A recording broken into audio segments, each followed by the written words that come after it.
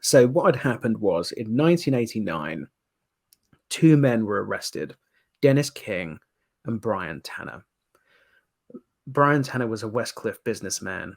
Dennis King was a Shoebury-based, essentially career criminal, although he described himself as a cafe worker. They were arrested and charged with a number of offences, including conspiracy, and the conspiracy charge was related to their having run a paedophile ring. That was the allegation, that they were the leaders of a paedophile ring, which was operating from Southend and trafficking children around the country to London, up north, and to other places. I went in search of the court records for that case and discovered that they were mysteriously missing. So the court told me that even the register that case was contained within was missing. Everything was missing. There was no trace of this case ever having happened. But luckily, NewsQuest's Evening Echo in Southend had covered the case at the time. So we had access to the press cuttings from 1990, from what was supposed to be the first day of their trial, where they entered into a plea bargain, and then from their sentencing. So we had the basic details of what had happened. And what had happened was this: both charged with offences including buggery and conspiracy. The combination of those offences carries a maximum sentence of life in prison. They were the children and their representatives were told to expect that these two guys would go down for 15 years to life. What actually happened was they went to court on what was supposed to be the first day of their trial. The kids were there ready to testify, and somebody came into the room and said to the kids, "It's all right, you don't need to testify. They've changed their pleas to guilty." What had actually happened was they had entered into a plea bargain where they had pleaded guilty to only the most minor charges, and the most serious charge, the conspiracy charge, was allowed to lie on file, and the buggery charges were all removed from the indictment. So their anticipated sentences of 15 years to life were reduced, and King got 4 years and Tanner got 3. Which is deeply suspicious, just deeply, deeply suspicious. And when you combine that with what the child protection workers we were in touch with were telling us, it becomes more suspicious, because they were saying they were referring more and more victims to the police, and the police were refusing to interview them. So you have evidence sitting there of a widespread ring. It's acknowledged in court. In the sentencing hearing, it is acknowledged that these two men were the leaders of the ring. However, the charge of conspiracy, the charge of leading the ring, is allowed to lie on file, and they don't get sentenced for leading the ring, even though everybody present accepts that that's what happened.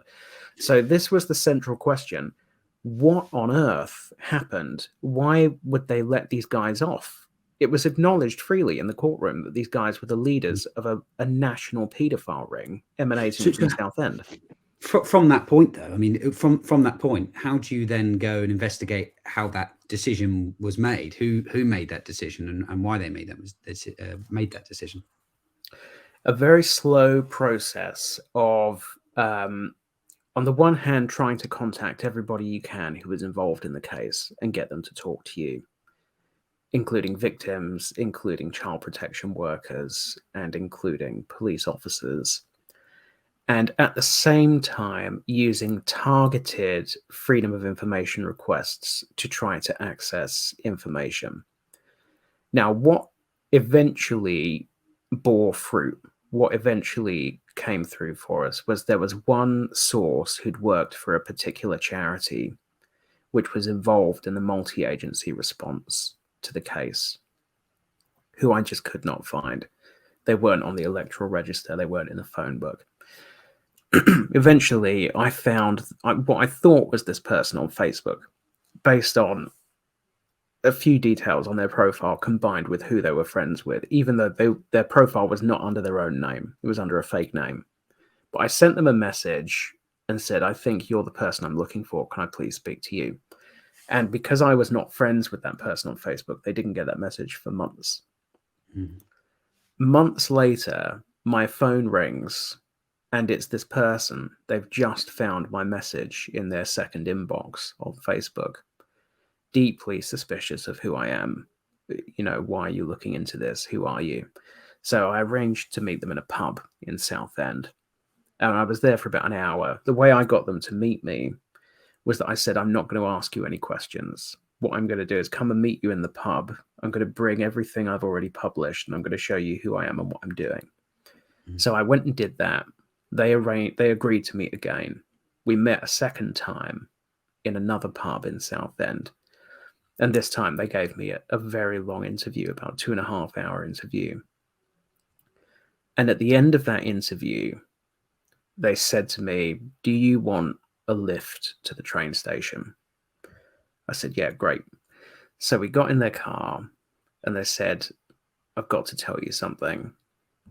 At the time of this case, every charity that was representing these kids and making a nuisance of themselves suddenly found their funding was being cut by the council, every single one of them. And at some point, the axe fell on the charity that this person had been working for. And at that moment, they were nearing the end of a degree, a social care degree. They were training to be a social worker. And they were in the middle of writing their dissertation. And they had based their dissertation on a number of cases that they had worked on during their time at the charity, including the paedophile ring run by King and Tanner. If their charity closed down, then data protection rules meant that they would lose access to all of the files from all the cases they were writing their dissertation about. And therefore, they wouldn't be able to finish their dissertation and they wouldn't get their degree. And so what this person decided to do in the moment was to steal all of the files from the charity and take them home. And at the time that they had found my Facebook message, they had been in the process of burning all of their files because new data protection rules had just come in. This was in 2018. And it basically said that anybody caught with data that they shouldn't have, any data controller who's in breach, could receive an unlimited fine. So they panicked and started burning all their files. They were having like a weekly barbecue in the garden where they were burning all their files. In the week that they found my message on Facebook, they'd had one bag of files left to burn. And when they looked through it, a number of those files were from the paedophile ring case with King and Tanner. And it represented a minority of what they had possessed, but it was still hundreds of pages of files. And so they said, if you never ever name me, then you can see all my files, which of course I agreed to immediately. It's just remarkable, absolutely remarkable.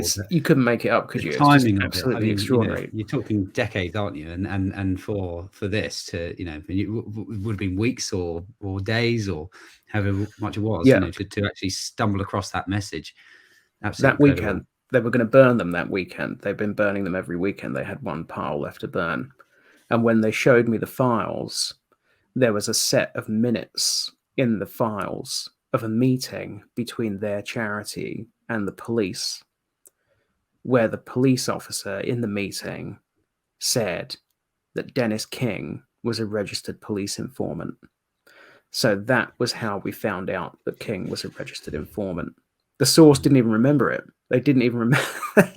They didn't remember that was in the file. They just gave me all their files for an hour and said, there you go, look at those, and I'll come back and collect them. And there it was.